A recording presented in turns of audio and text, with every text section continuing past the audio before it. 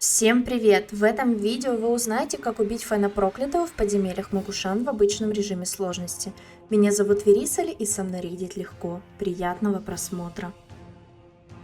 Бой с боссом состоит из трех фаз, которые меняются на 95%, 66% и 33%.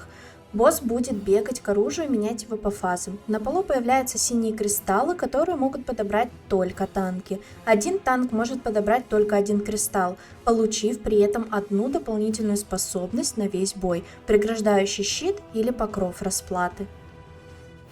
Правый кристалл, всегда преграждающий щит, дает купол, который отражает все негативные эффекты заклинаний, направленные на союзников, стоящих внутри него.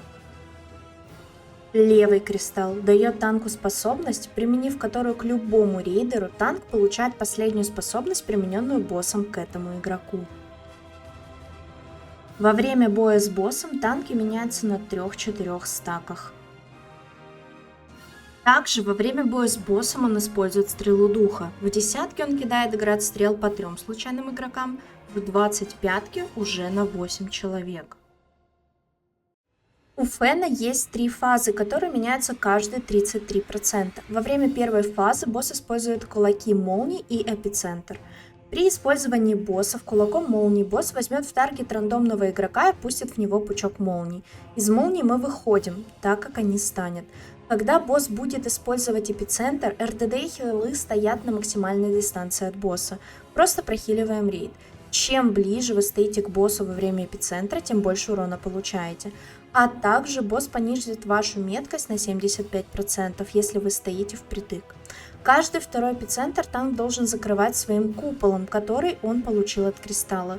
Как итог, ставим щит в милизоне, и у всех миликов сохранится меткость, и они не будут получать урон от эпицентра. Фаза 2 начинается на 66% босса. Босс поменяет свое оружие. Во время этой фазы на рандомных игроков будет кидаться искра буйного огня. Ее нужно вынести от рейда. Через 5 секунд искра спадет, и на полу появится лужа огня, которые будут расползаться в разные стороны. В огне не стоим. Также босс будет использовать призыв огня. Весь огонь, который вы разлили по комнате, ползет к боссу по диагонали. Просто выходим с луж, чтобы вас не убило. Во время призыва огня танк может поставить купол под боссом. Если купола не будет, то босс соберет в себя весь огонь, и на боссе будут висеть стаки. И при каждой атаке по танку будет проходить АОЕ урон по рейду, который нужно будет прохиливать. Самое важное, смотрите по ДПСу, когда ставить щит. Если босс сделает 3 призыва, то на 1-3, если 4, то на 2-4. Важно выйти на 3-ю фазу без стаков на боссе. На 33% у босса начинается фаза 3. Босс будет использовать также 2 способности на рейд. Первая – это резонанс чар. Босс кидает в рандомного игрока дебаф, который начинает всех вокруг ауешить. С этим дебафом нужно сразу выбежать из рейда. Этот дебаф не только ауешит всех вокруг, но еще и увеличивает получаемый урон игроками, кто стоит в зоне действия этого дебафа. И вторая – это магическая скорость. Босс кастит чародейную бурю, и чем дальше вы стоите от босса в этот момент, тем больше урона в вас приходит.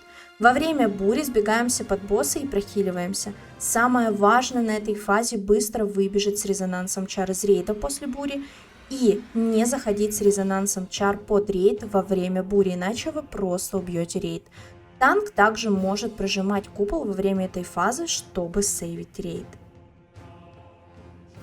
Делитесь своим мнением в комментариях по поводу сложности этого босса и не забудьте поставить лайк под этим роликом, если он вам понравился.